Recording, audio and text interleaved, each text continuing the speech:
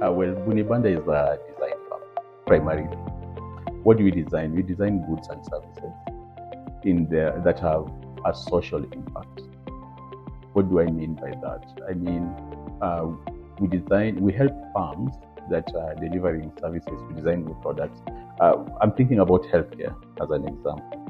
So you have a health problem, let's say family planning. You want to reach the community, and perhaps you even have the family planning products, but it's not been accepted. So our job will be to find out really exactly what the community needs, and then we'll come back with that information and redesign your product in a form that will be acceptable to the community. So we are a design firm that specializes in improving or creating new products in the area of health, in the area of agriculture, that resonate with the target audience. That's what we do. And our design is data-driven. So it means that whatever we design is based on user-based research.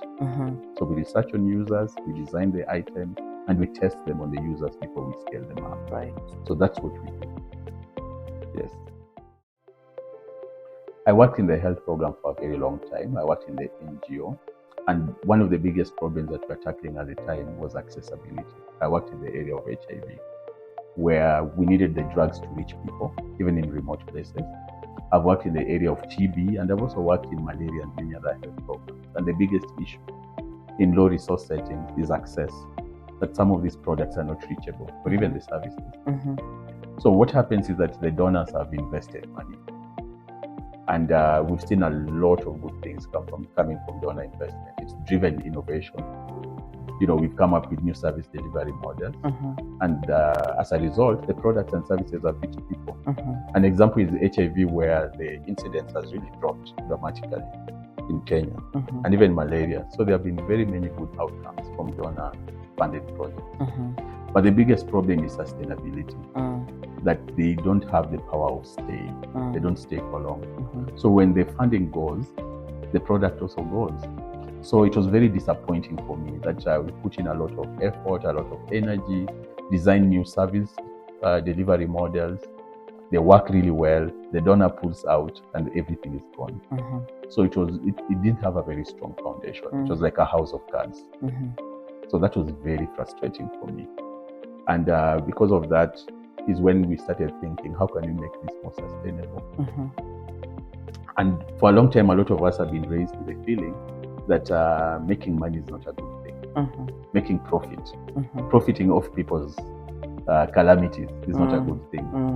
But reading, I did a design course in Stanford as well, is when I realized that making profit is not evil. It's a good thing. Yeah. And it helps with sustainability. So the challenge here was, how can you deliver goods and services that have a social impact while making money at the same time? Right. And that's where we came in terms of Buni Banda. That was our inspiration. Right. To help organizations that are delivering services and goods that have a social impact to be sustainable, to stay sustainable. True. So make money while changing the world. That was the inspiration. Yes. Well, right now I'm doing a project in Healthy House, which is architectural. So the question we are trying to answer is, when it comes to healthy housing, what do people desire? We are looking at issues to do with heat in the house, lighting, air quality, dampness, infection. A lot of people don't realize that your house can actually make you sick. So we are using human-centered design in this sector to ask people, what do they really desire? What are their cultural values? What are their architectural practices? What are the cultural requirements around structures and all that kind of thing? So really, what do people want as far as they are concerned as individuals and their culture? What can the local artisans do? What are their capabilities? And what are the recommendations from officials and people and experts? And those three stakeholders don't necessarily agree.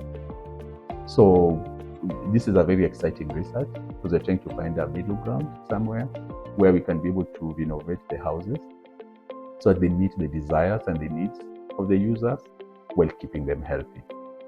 So that's an interesting area. So I've seen that human-centered design can expand beyond healthcare, because healthcare is really the center of many things. When you talk about planetary health, it's about putting health in the center of many other fields. There's a relationship between health and agriculture, health and education, health and climate change, health and, the urban infrastructure. So I'm seeing this, the user's needs expanding beyond primarily health. So as long as it's a product, as long as it's a service that a user needs, HCD can apply. So the future of HCD is quite expansive. Right. Yeah. Thank you.